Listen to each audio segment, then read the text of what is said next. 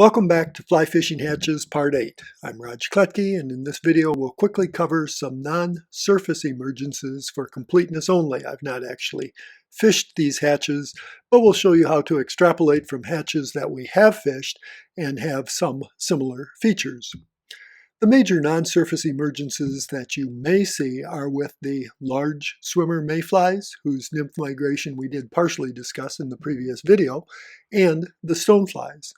The large swimmer mayflies are not common on many streams, but we will mention them again briefly in this video. While the yellow Sally is said to be a surface emerger, most other stoneflies clearly are non-surface emergers. You already know how to recognize mayfly nymphs and adults. Stonefly nymphs are easily identified by the rule of twos, and the stonefly adults are easily identified by the folded flat wings over their back when at rest. There are two major large species of stoneflies and three major smaller species of stoneflies that may be of interest to the fishermen. If you need more help identifying stoneflies or just want to look a little closer at the classification of stoneflies, please review the part on stoneflies in my series on simple entomology. In the previous video, we discussed the nymph migration from fast to slow water for the fast water clinger nymphs and the large swimmer nymphs. We referred to this migration as the pre-emergence. The stonefly nymphs have a similar nymph migration. While, as we said before, this is pushing our definition of a hatch, this is a significant fishable event. The trout may even become partially selective, and with stoneflies, many, if not most writers, discuss the nymph migration as part of the stonefly hatch. The large stoneflies emerge over a relatively brief time in the early spring to summer and are very important to fishermen. One species or the other of the small stoneflies emerge almost throughout the fishing season. However, some of these small stonefly emergences are of little significance to the fishermen. Some fishermen do try to follow the emerging large stoneflies, the golden stonefly and the salmonfly, as they progressively emerge on different sections of a river or stream, but this may be difficult to time correctly. Unless you have plenty of personal experience with these hatches, get help from a fly shop in the area you hope to fish. Good luck. I'm sure it's great fun if you hit it right. In case you do happen to hit it right, let's look a little further into the stonefly hatch. The stonefly nymph migration may start a while before the dominant emergence, and like with the other nymph migrations we've discussed in the previous video, swinging stonefly nymphs towards shore during this migration may be successful. Stonefly nymphs are not the strong swimmers that the large swimmer nymphs are, so they scurry along the bottom and get caught in the drift. They should be fished like the migration of the fast water clinger nymphs, in other words, near the bottom and mainly dead drift. The large swimmer nymphs and most of the stoneflies crawl out of the water to emerge on rocks or plants, and for the stoneflies, commonly this is at night, so the actual emergence is often not seen and wouldn't be considered a fishable event. A few small stonefly species that emerge during the day usually have a sparse emergence, and that may not even elicit feeding by the trout. So, if the stonefly and the large swimmer nymph emergences aren't fishable events, what actually can we fish as a hatch?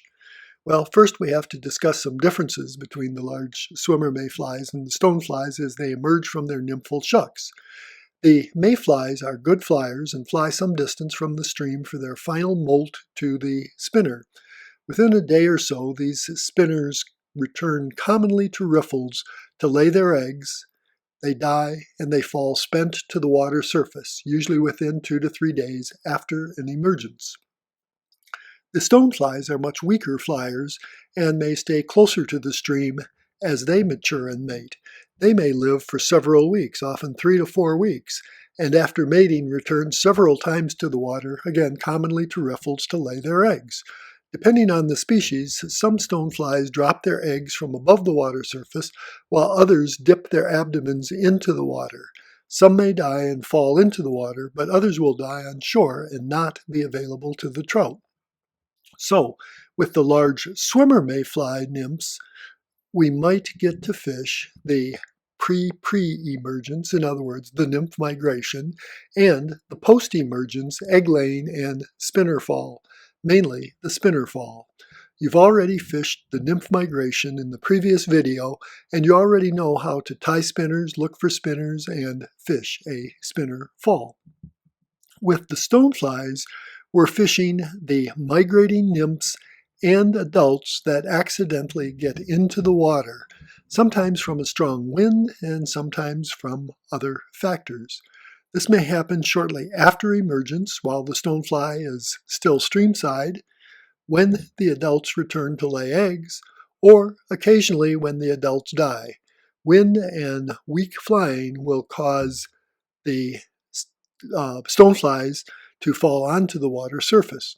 When they do, they often make a commotion, which may be an important trigger for the trout. It is a little like fishing grasshoppers in that it's the accidental organism that ends up in the water. But stoneflies generally fall in far greater numbers than grasshoppers into the water, so there's plenty of opportunity for the stoneflies to accidentally end up as trout food.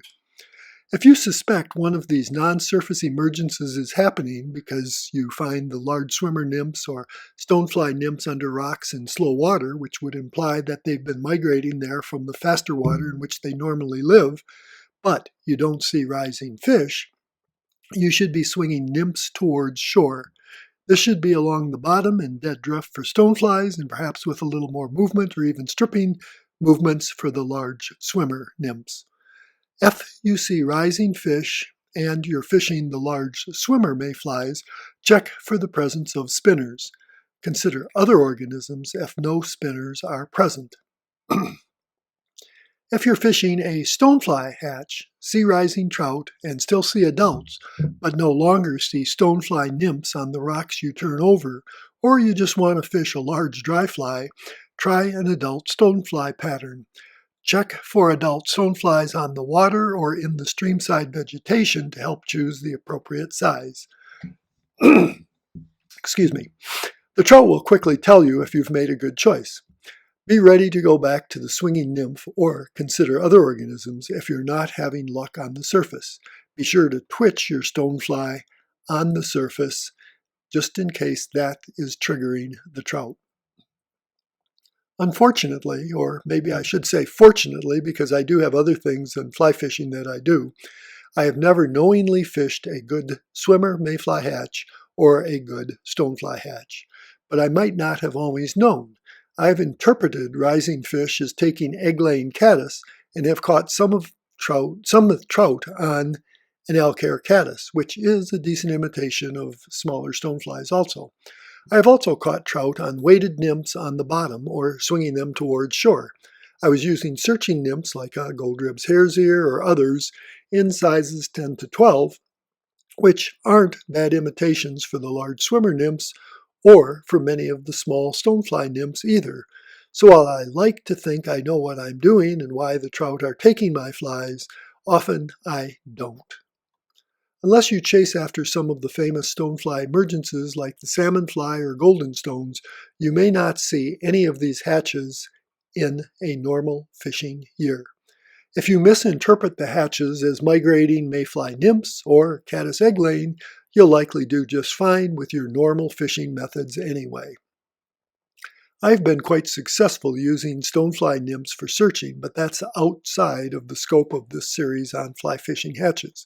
However, let me quickly point out that the large stonefly nymphs have 3 to 4 year cycles before their emergence as adults.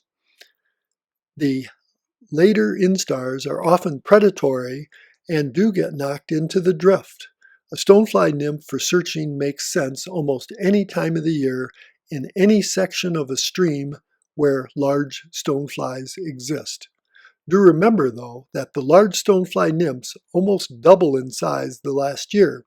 So if you're fishing before the large stonefly's annual emergence, you can use a large nymph, commonly a size 6.